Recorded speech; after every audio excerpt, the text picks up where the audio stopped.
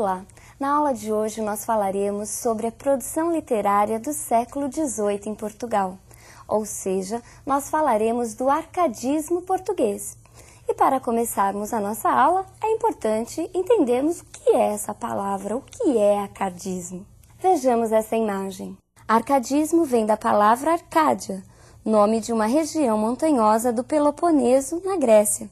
Essa região era considerada no plano mitológico como o lugar de morada dos deuses, e no plano real, Arcádia era uma região habitada por pastores, que além do pastoreio, dedicavam-se à poesia. Mas você deve estar me perguntando, Edna, qual a relação disso com a literatura? É isso que nós veremos na aula de hoje. Em Portugal, o arcadismo tem início por volta lá de meados do século XVIII. Ele é o movimento primordial do século XVIII.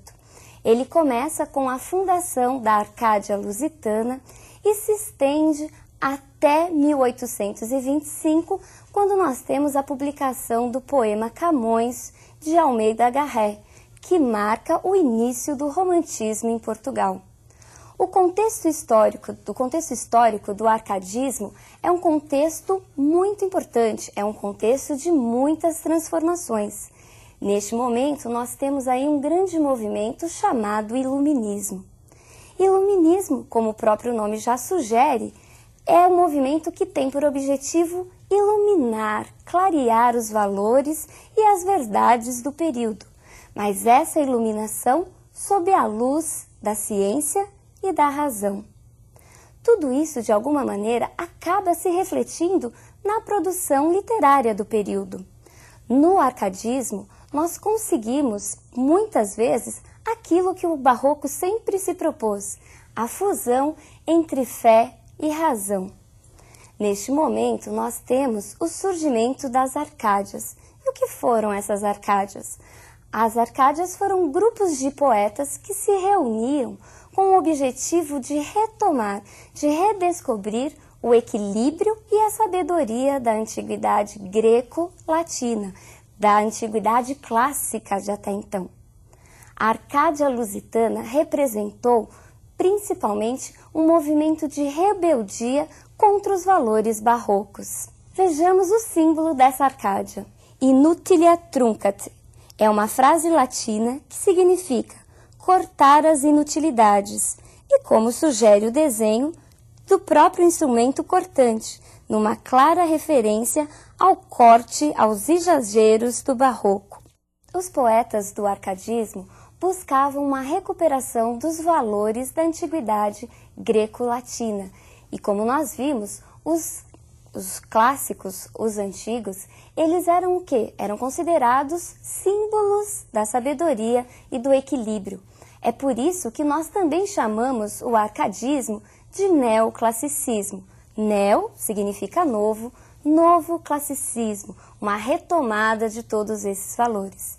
Daí a palavra arcadismo. Mas Edna, arcadismo com classicismo? A palavra arcadismo, como vimos, vem do termo Arcádia. E a Arcádia, morada dos pastores, era o sinônimo desse equilíbrio, dessa tranquilidade, dessa vida em contato com a natureza. Por isso, os poetas do arcadismo muitas vezes adotavam pseudônimos ligados à vida bucólica e ao pastoreio. Tudo isso acaba se refletindo na produção literária do momento. Vejamos agora as principais características do arcadismo. Equilíbrio. Os Árcades propunham o retorno aos modelos clássicos, porque neles encontravam o equilíbrio dos sentimentos por meio da razão. A razão era vista como a força controladora dos excessos. O arcadismo, ao contrário do barroco, buscava uma linguagem simples, com períodos diretos e vocabulário fácil, sem o uso excessivo de figuras de linguagens, cortando tudo o que fosse inútil e exagerado. Para eles, a literatura deveria ter um caráter mais didático, contribuindo para a formação da consciência. Os Árcades exaltavam a simplicidade, a humildade, e para eles isso só seria possível se eles estivessem em contato com a natureza. Vejamos a segunda característica, o bucolismo. Inspirados pelo preceito do poeta latino Horácio, fugere urbem, fugir da cidade, da civilização, os Árcades acreditavam que somente no contato com a natureza, com o locus amenus, lugar ameno, o homem poderia alcançar o equilíbrio, a sabedoria e a espiritualidade. Numa época em que acontecia o crescimento das cidades, principalmente impulsionado pelo grande e acelerado desenvolvimento industrial, os Árcades pregavam um retorno à vida no campo, um retorno ao contato com a natureza.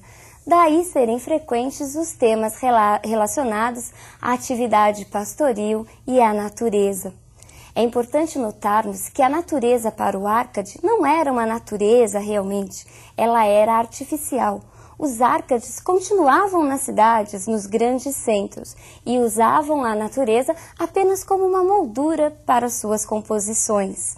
Neste período, é importante falarmos no fingimento poético do arcadismo, considerado aí por vários estudiosos. Passemos agora a outra característica deste período. O convencionalismo corresponde às frases feitas, aos clichês, aos lugares comuns. Passemos agora para a última característica do arcadismo. O carpe diem, o aproveite o dia, o curta o momento. O carpe diem é uma filosofia que faz parte de quase toda a história literária ocidental. Nós já vimos o carpe diem no movimento barroco. Só que no barroco, esse carpe diem apresentava mais um sentido negativo. Por quê? O barroco se preocupou mais com a fugacidade da vida, mas pensando na morte, na ideia da terminalidade. Já os Árcades usam o carpe diem de uma maneira mais positiva. O poeta, o pastor, chama a amada, a pastora, para que juntos aproveitem o dia, para que juntos curtam os momentos. Dentre os poetas Árcades de Portugal, o que mais se destacou foi Manuel Maria Barbosa do Bocage, ou simplesmente Bocage. Vejamos sua imagem. Bocage teve uma vida muito conturbada e, após alguns anos de estudo, dedicou-se à vida boêmia e passou a frequentar os bares portugueses e a conviver com prostitutas, marinheiros, vagabundos e com algumas poucas pessoas de nível social e literário mais elevado. Era conhecido como aventureiro e arruaceiro, e assim como Camões, também era soldado e fez o percurso marítimo lá do caminho para as Índias, chegou inclusive a viver em algumas colônias de Portugal no Oriente. As semelhanças são tantas que o próprio Bocage chega a escrever sobre elas. Vejamos esse próximo soneto. Camões, grande Camões, quão semelhante acho teu fado ao meu quando os cotejo.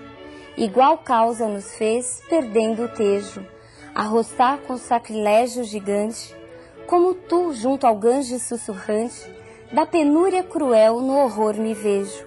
Como tu, gostos vãos que em vão desejo, também carpindo estou, saudoso amante.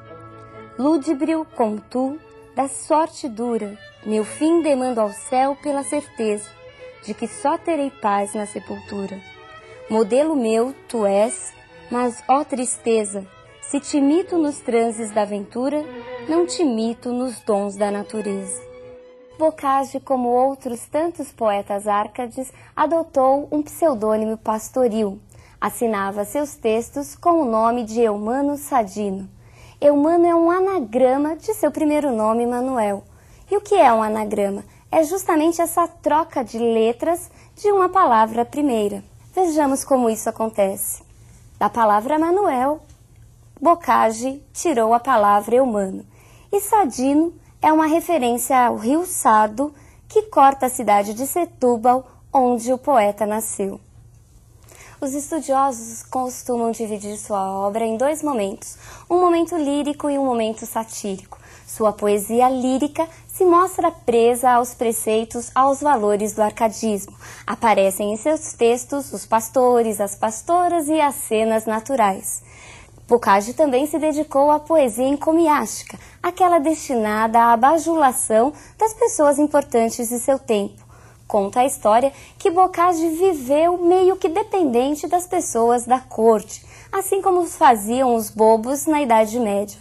Sua sátira é uma sátira direta, voltada não só para as pessoas de sua época, mas principalmente para o absolutismo, quer seja ele político ou religioso. Boccaccio chegou a criticar até os seus próprios colegas árcades.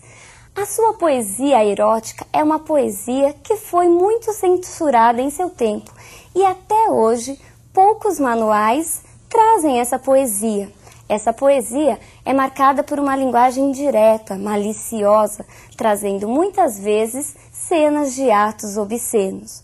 Mas é como um poeta pré-romântico, como um poeta contrário ao convencionalismo, à pouca expressividade do período anterior, e desse arcadismo também, é que Boccaccio se destaca. Em seus textos, muitas vezes as cenas pastoris são substituídas por expressões e sentimentos negativos. Vejamos agora um desses textos que mostram esse novo Boccaccio, um Boccaccio pré-romântico. Sobre estas duras cavernosas fragas, que o marinho furor vai carcomendo, me estão negras paixões n'alma fervendo, como fervem no pego as crespas vagas. Razão feroz o coração me indagas, de meus erros a sombra esclarecendo, e vás nele, ai de mim, palpando e vendo de agudas ânsias venenosas chagas. Cego a meus males, surdo a teu reclamo, 1000 objetos de horror com a ideia eu corro, solto gemidos, lágrimas derramo. Razão, de que me serve o teu socorro? Manda-me não amar, eu ardo, eu amo. Dize-me que sossegue, eu peno, eu morro. Pois então, pessoal, hoje nós vimos as características do arcadismo em Portugal e falamos um pouquinho do grande poeta, da grande figura que foi Boccaccio para todo o arcadismo em Portugal. Por hoje é só e até a nossa próxima aula.